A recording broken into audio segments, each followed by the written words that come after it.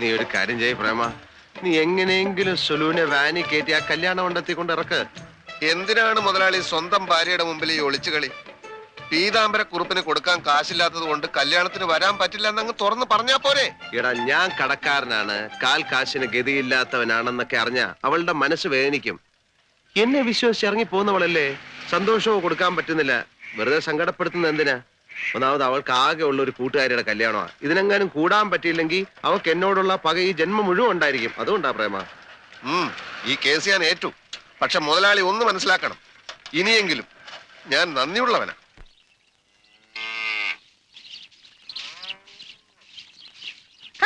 മണ്ണ് വാരി കളിക്കാതെ പിള്ളേരെ ചോറി പിടിക്കും. എണീച്ചു പോ.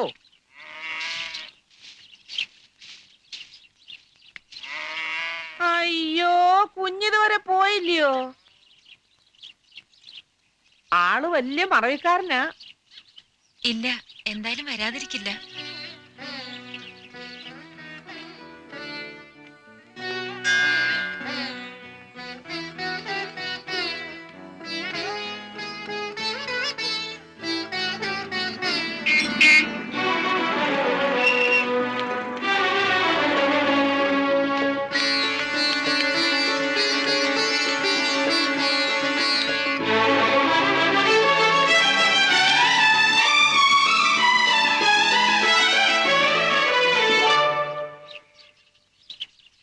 KFC, KSCB industries department.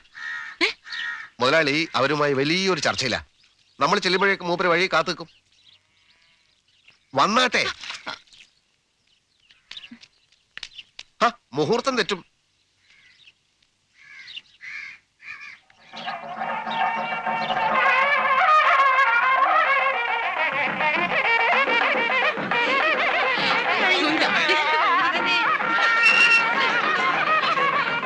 സ്ഥലം എത്തി. സേതുട്ടൻ അത് കാത്തു നിൽക്കാമെന്ന് പറഞ്ഞ സ്ഥലത്തൊക്കെ ഞാൻ നോക്കിയതാ. ഏതായാലും വന്ന കാര്യം നടക്കട്ടെ. മുതലാളി എത്തിക്കോളും. അങ്ങനെ ഇപ്പൊ എത്തണ്ട, വണ്ടി തിരിച്ചു വിട്ടെ. അപ്പോ പ്രിയപ്പെട്ട കൂട്ടുകാരിയുടെ കല്യാണം വണ്ടി വിടാനാ പറഞ്ഞത്. അല്ല, ഇത് ആരാ? സുലോചനെ, എന്താ ഇവിടെ ഇരിക്കണേ? വാ വാ വാ. എന്നെ മനസ്സിലായില്ലേ? ശ്യാമയുടെ കുഞ്ഞമ്മയുടെ ഭർത്താവിന്റെ സിസ്റ്റർ ശ്രീലത. ഓ, ഓർമ്മയുണ്ട്. വിവരങ്ങളൊക്കെ ശ്യാമ പറഞ്ഞിരുന്നു. ഒളിച്ചോടിയതും രഹസ്യ ചെയ്തതും എല്ലാം. വാ വാ വാ വാ.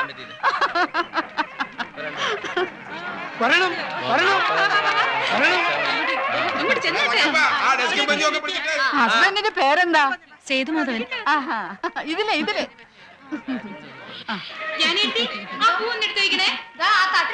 ചേച്ചി സുലോചനെ അറിയല്ലേ? മേലെ മഠത്തിലെ ശ്യാമയുടെ ഫ്രണ്ട്. ഒളിച്ചോടിയ ഇത് സുലോചനയുടെ ഭർത്താവ്, തട്ടിക്കൊണ്ടുപോയ വീരൻ. ശ്യാമ അകത്തുണ്ട്.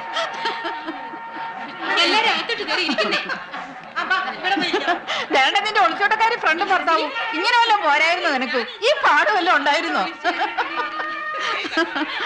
എവിടെ ആളെവിടെ? സുഖമില്ലാതെ കിടപ്പിലായി പോയി. അതെ, ഭയങ്കര വയറിളക്കം. ആര് പറഞ്ഞു? വെറും വേദനയുള്ളൂ. ഇതാരാ? ഇത് ഞാൻ ഭർത്താവ് അല്ല, ഭർത്താവിന്റെ ഫ്രണ്ട്. പുറത്തു വന്നോളൂ, ഞാൻ വന്നേക്കാം. അത് കറക്റ്റ്. നീ എന്നോട് ക്ഷമിക്കണം ശ്യാമേ, എനിക്ക് ഉടനെ പോണം. സേതുവേട്ടന് ഭക്ഷണവും മരുന്നൊന്നും എടുത്തു കൊടുക്കാൻ ആരുമില്ല അവിടെ. നീ എന്തായി പറയുന്നത്? എന്റെ കല്യാണത്തിന് വന്നിട്ട് ശ്യാമേ, പ്ലീസ്. അങ്ങനത്തെ ഒരു സിറ്റുവേഷൻ ആയിപ്പോയി. ഈ ഒരു അവസ്ഥ ഞാനെന്ത് പറയാനാ? നിന്റെ ഇഷ്ടം. പോട്ടെ.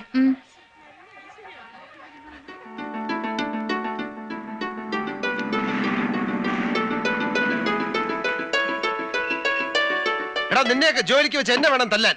എടാ, ഇമ്പീരിയൽ ഹോട്ടലിന് മുമ്പിൽ 2 മണിക്കൂറോളം ഞാൻ കാത്തുനിന്നു കാലിനടി വേര് വിളിച്ചു. കല്യാണത്തിന് ഒറ്റയ്ക്ക് വേണ്ടി വന്നല്ലേ സുലു? ഈ വിട്ടി കുഷ്മണ്ട കാരണം അത്. ഇമ്പീരിയൽ ഹോട്ടലിന്റെ മുമ്പിലല്ല, മലബാർ പാലസിന്റെ മുമ്പിലല്ലേ എന്നോട് നിൽക്കാമെന്ന് പറഞ്ഞു. ഒറ്റ അടി വെച്ച് തന്നോണ്ടല്ലോ റാസ്കൽ. ആനാന്ന് പറ, ചേരാന്ന് കേൾക്കുന്ന ദ്രോഹി. സദ്യയൊക്കെ എങ്ങനെയുണ്ടായിരുന്നു സുലു? പ്രശ്നമൊന്നുമില്ലല്ലോ. എല്ലാം ഭംഗിയായി. പക്ഷെ ഞാൻ കല്യാണം എങ്ങനെയായിരുന്നു കുഞ്ഞെ? ആളൊക്കെ ഉണ്ടായിരുന്നോ?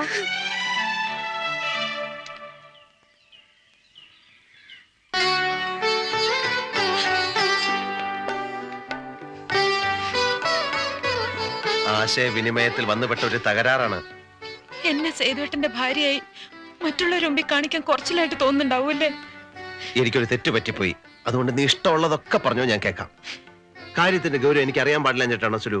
വിവാഹത്തിന് ശേഷം ഒരു ചടങ്ങിന് ഭർത്താവില്ലാതെ പോകേണ്ടി വരുന്നത് ഏത് പെണ്ണിനും വിഷമുണ്ടാക്കുന്ന കാര്യമാണ്. ഭർത്താവ് ഉണ്ടായിരുന്നല്ലോ, എല്ലാരും പരിചയപ്പെടും ചെയ്തു. തൽക്കാലത്തേക്ക് നിങ്ങൾ എനിക്ക് അറേഞ്ച് ചെയ്ത് തന്ന ഭർത്താവ് നിങ്ങളുടെ പണിക്കാരൻ സുലു. എന്റെ ഭർത്താവെന്നും പറഞ്ഞ് ഓരോരുത്തർ ആ കരിമന്തിയോട് കിന്നാരം ചോദിക്കുന്ന കേട്ടപ്പോ എന്റെ തൊലി പൊളിഞ്ഞു പോയി. മതിയായി. ഇങ്ങനെയൊക്കെ ആയിരുന്നെങ്കിൽ എന്നെ കല്യാണം കഴിക്കാൻ സേതുട്ടിനോട് ഞാൻ ഒരിക്കലും കെഞ്ചൂല്ലായിരുന്നു. നമുക്ക് അവരുടെ വീട്ടിൽ പോവാം. അല്ലേ വേണ്ട, ഇങ്ങോട്ട് വിളിച്ചൊരു പാർട്ടി കൊടുക്കാം. ഒന്നും വേണ്ട, ഞാനല്ലേ നാണം കെട്ടത്. ഒക്കെ എന്റെ വിധിയാണെന്ന് കരുതിക്കോളാം. സുലു, ഞാൻ പറയും. എന്താ കുഞ്ഞ് നിങ്ങൾ തമ്മിൽ പ്രശ്നം? ഒന്നുമില്ല. മണ്ണൂർക്കരയുള്ള ഒരു ഉമ്മച്ചിക്കുട്ടി 18ാമത്തെ വയസ്സിൽ കല്യാണമായതാ. കെട്ട് കഴിഞ്ഞ് 7ാം പക്കം പുതിയാപ്പിള ദുബായിക്ക് പ്ലെയിൻ കയറി. ആദ്യം 1-2 കത്തുകളൊക്കെ വന്നു, പിന്നെ ഒരു വിവരവും ഇല്ല. മാസം 1ആയി, 2ആയി, 6ആയി, 10ആയി, പുതിയാപ്പിളയുടെ പൊടിയില്ല. ഒടുക്ക ആരോ പറഞ്ഞ് ഈ അമ്മയുടെ അടുത്തെത്തി. അമ്മ എന്ത് ചെയ്തു? 2 പൊതി ഭസ്മം കൊടുത്തു. ഒന്ന് കറുപ്പ്, ഒന്ന് ചുമപ്പ്. എന്നിട്ട് പെണ്ണിനോട് പറഞ്ഞു 7 കിണറ്റിൽ നിന്ന് ഓരോ നാഴി വെള്ളമെടുത്ത് ഭസ്മം 2ഉം 2ആയി കലക്കാൻ.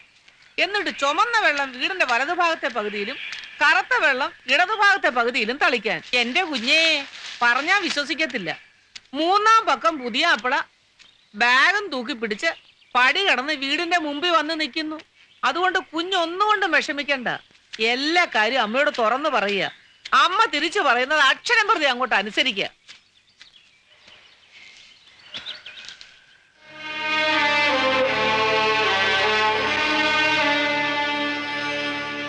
അറിയുന്നു, എല്ലാം അറിയുന്നു. ഞാൻ സ്നേഹിച്ചിട്ടേ ഉള്ളൂ ഒരാളെ, ആ മനുഷ്യനെ മാത്രം. ആ സ്നേഹത്തിന് വേണ്ടി എന്റെ വീട്, എന്റെ സ്വന്തക്കാർ എല്ലാം ഞാൻ ഉപേക്ഷിച്ചു. പക്ഷെ അദ്ദേഹം ഒരു തരിമ്പ് സ്നേഹം പോലും എനിക്ക് തന്നില്ല. മതിയായി, ഇനി എനിക്ക് ജീവിക്കണമെന്നില്ല.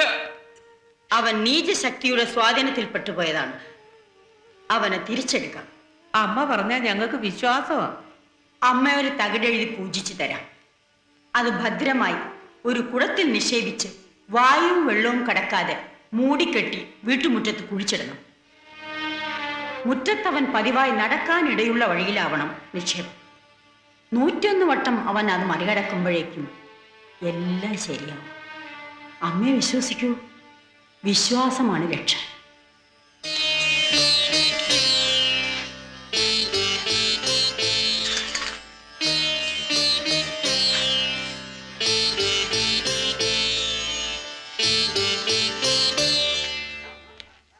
എന്താ ചേച്ചാ? ബാലകൃഷ്ണൻ നായർ രൂപ തരുമോ? ഇല്ല, രൂപ തന്നില്ലെങ്കിലും അവൻ ഒരുപാട് ഉപദേശങ്ങൾ തന്നു. എന്തിനാ കുറുപ്പ് മാസ്റ്ററെ ഇല്ലാത്ത വലിപ്പം കാണിച്ച് ഇങ്ങനെ മകളെ കെട്ടിക്കാൻ നോക്കുന്നത്?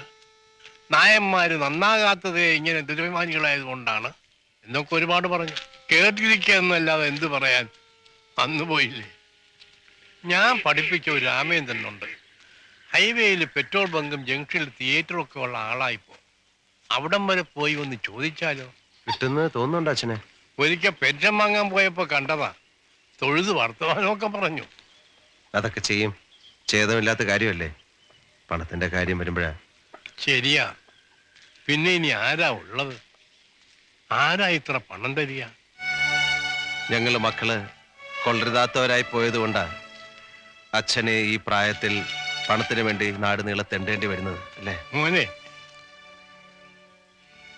ഞങ്ങളെ ശപിക്കില്ലെന്നറിയാം, എന്നാലും ആ മനസ്സ് നോവുന്നത് എനിക്ക് കാണാം. ഇതിനു വേണ്ടി അച്ഛൻ ഇനി ഒരാളുടെയും വീട്ടു പഠിക്കച്ചെന്ന് കൈനീട്ടണ്ട. ഞാനൊരു ശ്രമം നടത്തട്ടെ.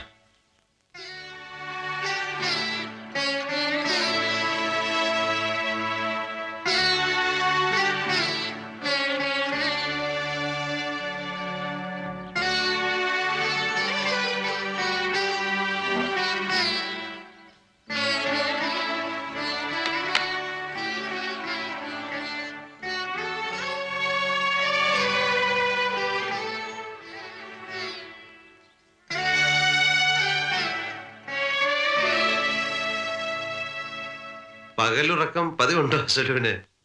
ഒരു തലവേദന, ബാമ്പുരട്ടെ, ഒന്ന് മയങ്ങിപ്പോയി. സേതുട്ടൻ വന്നിട്ട് കുറെ നേരമായോ? തലവേദന കുറവില്ലെങ്കിൽ ഞാൻ പോയി എന്തെങ്കിലും ഗുളിക വാങ്ങിച്ചോണ്ട് വരാം. ഓ വേണ്ട. സുലു,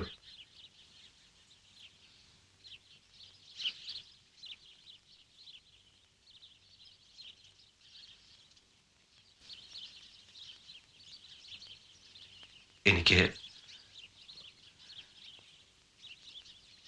അതിപ്പോ എനിക്ക് അടുക്കളയിൽ കുറച്ച് ജോലി ഉണ്ടായിരുന്നു. ഒരു പ്രധാന കാര്യം. ഞാനത് എങ്ങനെ പറയണം എന്നെനിക്കറിയില്ല. പെട്ടെന്ന് മറ്റൊരു മാർഗവും കാണാത്തത് കൊണ്ടാ. അതുകൊണ്ടാ. തെളിച്ച് പറഞ്ഞാലല്ലേ മനസ്സിലാവൂ സേതുട്ടാ. അതെ, അതായത് ആശയുടെ കല്യാണം കഴിഞ്ഞാൽ അത് വലിയൊരു ആശ്വാസമായിരിക്കും. സോറി, സുലുവിൻ്റെ കൈവശം കുറെ ആഭരണങ്ങൾ കണ്ടു. അത് വിറ്റാൽ ഉടനെ നമുക്ക് പുതിയത് വാങ്ങിക്കാം. ബുദ്ധിമുട്ടാണെങ്കിൽ ഞാൻ വേറെ. സേതുട്ടാ, ഓ, ഇങ്ങോട്ട് നോക്കിയേ. കൊച്ചുനാൾ മുതൽ സേതുവേട്ടൻ്റെ ഒപ്പം കളിച്ചു വളർന്ന സുലോചന ഏത്? ഇക്കാലം വരെ ഇതെന്റേത്, ഇത് സേതുവേട്ടൻ്റെതെന്ന് ഒരു വ്യത്യാസം എനിക്ക് തോന്നിയിട്ടില്ല, ഒന്നിലും. പക്ഷെ സേതുവേട്ടൻ എന്നെ ഒരു അന്യായിട്ടാ ഇപ്പൊ കാണുന്നത്. അല്ലെങ്കിൽ ഇക്കാര്യം ചോദിക്കാൻ ഇത്രയും മടി കാണിക്കില്ലല്ലോ. എന്നോടൊരു വാക്ക് പോലും ചോദിക്കാതെ എന്റെ ആഭരണങ്ങൾ സേതുവേട്ടൻ എടുത്തോണ്ട് പോയിരുന്നെങ്കിൽ എനിക്ക് എന്ത് സന്തോഷമാകുമായിരുന്നു. സേതുവേട്ടന് പ്രിയപ്പെട്ടവരൊക്കെ എനിക്കും പ്രിയപ്പെട്ടവരാ. ആശ എന്റെ സ്വന്തം അനിയത്തി തന്നെയാ, അറിയോ?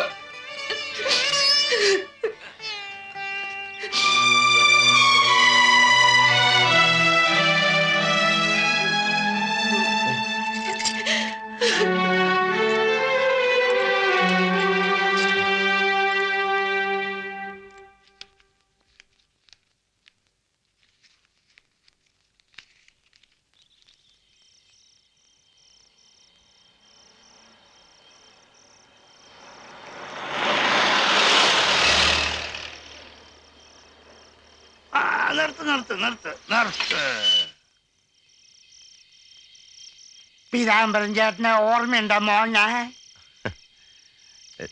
ചേട്ടനിപ്പോ എന്താ ഈ വഴിക്ക് ഇവിടെ ഈ സമയത്ത്? പകല് നീ മുങ്ങിയിട്ട് രാത്രിയിലെ നീ പൊങ്ങൂന്ന് ഞാൻ അറിഞ്ഞു. പൊങ്ങുമ്പോ പിടിക്കാന്ന് കരുതി. ഇപ്പൊ പൊങ്ങി ഞാൻ പിടിച്ചു. മര്യാദയ്ക്ക് എന്റെ കാശാ. അയ്യോ ചേട്ടാ, കയ്യിലില്ലാഞ്ഞിട്ടല്ലേ? കയ്യിലില്ല, പോക്കറ്റിലുണ്ട്. സ്വർണ്ണക്കടയിൽ നീ കാശുമായി ഇറങ്ങി വരുന്നത് കണ്ടവരുണ്ട്. ഞാനോ? അല്ല, നിന്റെ അച്ഛൻ. അത് ഞാനൊരു അത്യാവശ്യത്തിനായിട്ട്. എടാ, അത്യാവശ്യം എനിക്കുണ്ട്. പാപ്പി മര്യാദയ്ക്ക് തരില്ല, പിടിച്ചു വാങ്ങിക്കണം. ഞാൻ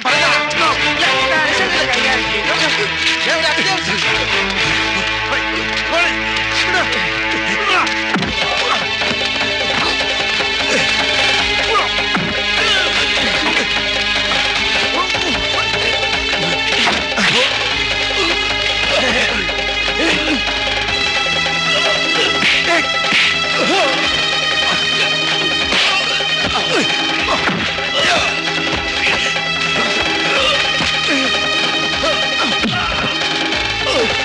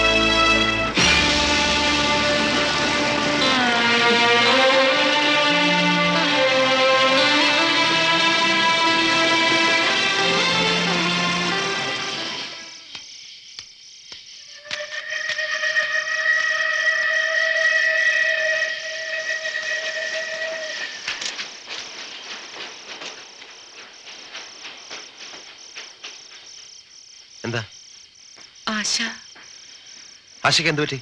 പറ്റിയത് അവൾക്കല്ല, നമുക്കാ. കുഞ്ഞു പെങ്ങള് പൊന്നാങ്ങളുടെ പണിക്കാരന്റെ കൂടെ ഒളിച്ചോടിപ്പോയി. ആശ? അതേടാ, മോന്തായം വളഞ്ഞാൽ 64 വളഞ്ഞൊന്ന. നീയല്ലേ അവൾക്ക് മാതൃക കാട്ടി കൊടുത്തത്? ഓരോന്ന് ചെയ്യുമ്പോഴോർക്കണം, ഇനിയുള്ള കാലം എനിക്കോ നിനക്കോ ഈ നാട്ടുകാരുടെ മുമ്പിൽ തല ഉയർത്തി നടക്കാൻ പറ്റുമോ? ഇല്ല.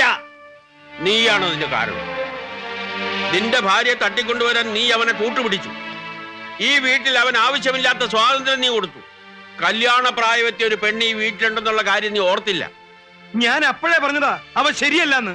അപ്പൊ നീ പറഞ്ഞു ഞങ്ങളെക്കാൾ ഭേദം അവനാണെന്ന്. ഇപ്പൊ എന്തായിടാ, ഒരു ഒറ്റ അടി വെച്ചെന്നുണ്ടല്ലോ. അവളെ കുറ്റം പറഞ്ഞിട്ട് കാര്യമില്ല. സ്വന്തം ചേട്ടന്റെ മനസാക്ഷി സൂക്ഷിപ്പുകാരനല്ലേ അവൻ. എടാ, സോഷ്യലിസം എന്നും പറഞ്ഞു ബാലിക്കാരനെ സ്വന്തം കിടപ്പറ വരെ കയറ്റി നിരങ്ങാൻ അനുവദിക്കുന്ന എല്ലാവന്റെയും ഗതി ഇതാ. തേണുകേ, അവൾ എഴുതി വെച്ച കത്തെടുത്ത് അളിയന് കൊടുക്ക, വായിച്ച് രസിക്കട്ടെ. നല്ല ഫാമിലി.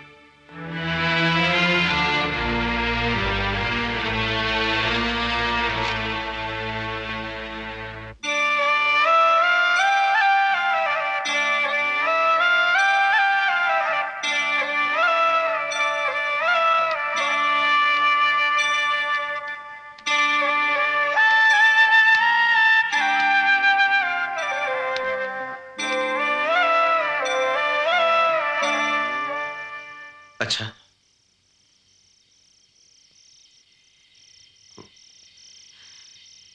എല്ലാരും പറയുന്നത് നേരല്ലേ? ഞാൻ കാരണോ? അല്ല, ഇന്നതൊക്കെ അനുഭവിച്ച് ഞാൻ മരിക്കാൻ പാടുള്ളൂ എന്നുണ്ടാവും. എവിടെ പോയാലും എന്റെ മകൾ സുഖമായിട്ട് ജീവിച്ചാ മതിയായിരുന്നു. മോനിങ്ങി വാ.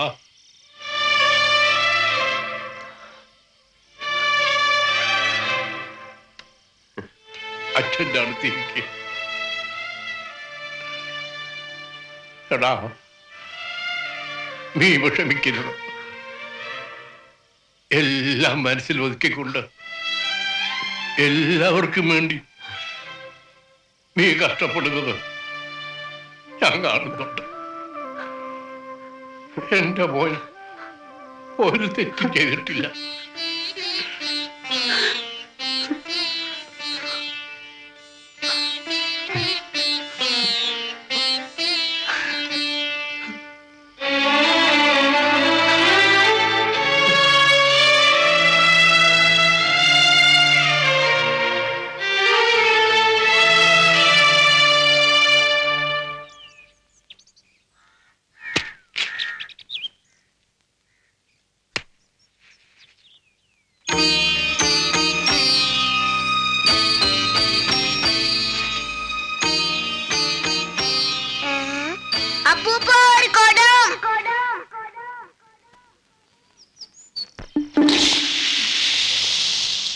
ഇവന്റെ ചേട്ടൻ ഒരു നാറിയും, പക്ഷേ ഇവൻ പാവം. ബുദ്ധി ഉദിച്ചത് ഈ അടുത്ത കാലത്താണെന്ന് മാത്രം. പുണ്യം കിട്ടാനും നല്ലല്ലോ നമ്മൾ ജോലി ചെയ്യുന്നേ. നല്ലൊരു ഏരിയയിൽ ട്രാൻസ്ഫർ കിട്ടാൻ ഇപ്പൊ രാഷ്ട്രീയക്കാർ ചോദിക്കുന്ന കാശ് എത്രയാ? അത് നമ്മളെങ്ങനെ മുതലാക്കും? ഞങ്ങൾ ഒരു ദിവസം വന്ന് മലിനീകരണം പൂച്ചപ്പെരാന്നൊക്കെ പറഞ്ഞൊരു വിരട്ടിയതാ. ഇവനാള് സ്വപ്പ കള്ളനാ. പണമില്ല, നാടാകെ കടമാണെന്നൊക്കെ പറഞ്ഞൊരു കാര്യത്തിൽ അഭിനയിച്ചു. ചെയ്യേണ്ടത് ചെയ്താലേ ഇവനൊക്കെ തോന്നേണ്ടത് തോന്നും. ഇപ്പൊ കാശ് എവിടുന്ന് വന്നു?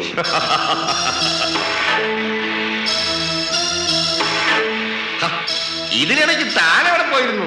ഞാൻ ഈ കെട്ടിടത്തിന്റെ മുകളിലും ചുറ്റിനുമൊക്കെ പെട്രോൾ ഒഴിക്കുകയായിരുന്നു.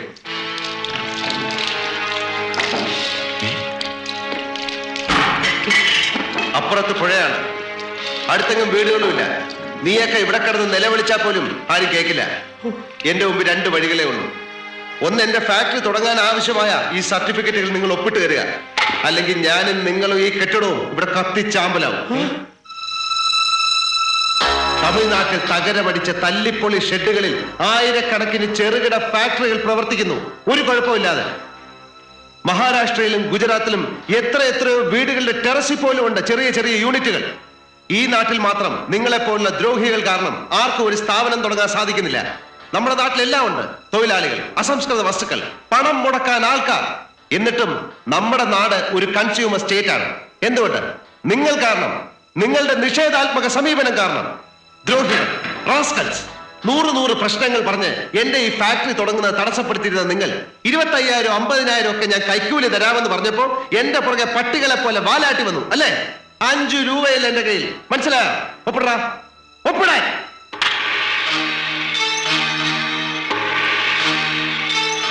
ഒപ്പിടുന്നോ അതോ ഇവിടെ കിടന്ന് കത്തിച്ചാമ്പലാവണോ?